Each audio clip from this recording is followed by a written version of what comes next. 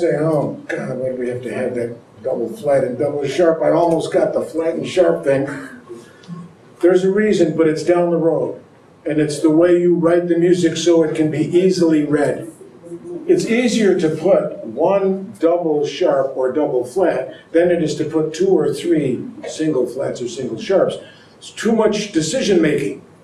Whereas when the musician's used to reading, they would rather see that double flat than see you have to make a flat, then a natural, then a flat again, which you'll understand why that has to happen eventually. In this class, it's not above us.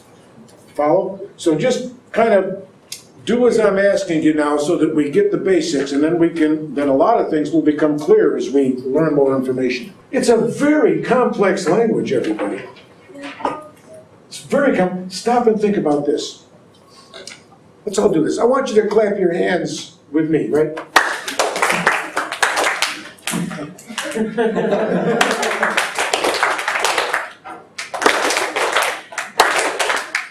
Okay, now do this. Okay, now do this.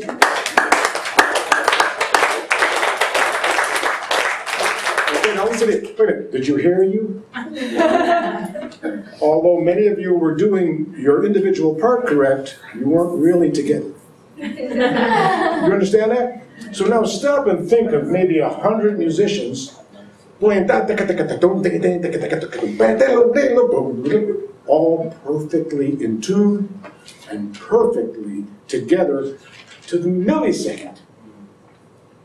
If one person is off a millisecond, everybody hears it.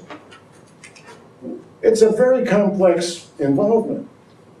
But by going step by step and learning, first this, and all of a sudden, then when you get to be reading in a section, if some of you go on to do that, then that's a whole other gift to be able to read these notes and blend them in the section that you're in, the way you attack the note, the way you release the note, how long you hold the note, your volume versus the other volumes in the section that you're in. So if you're playing a subordinate part, you're not above the lead. All of these things have to happen in order for the music to sound like you're accustomed to hearing it.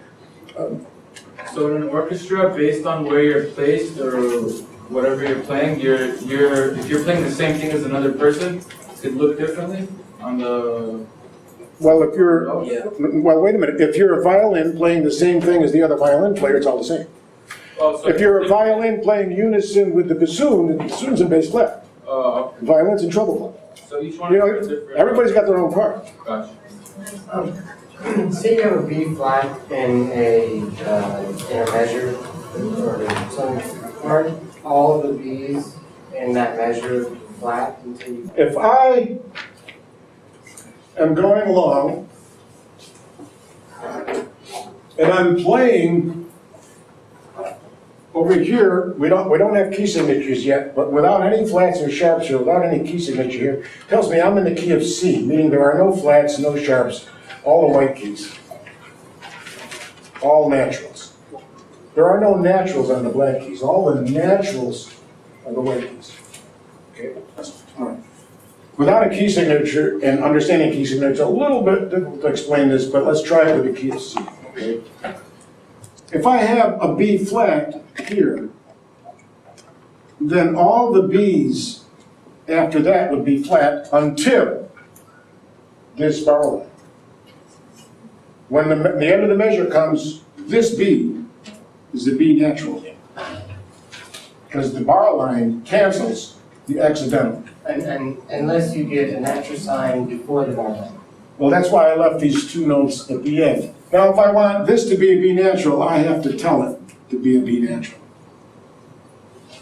Because I put that accidental in the measure, and it lasts to the end of the measure.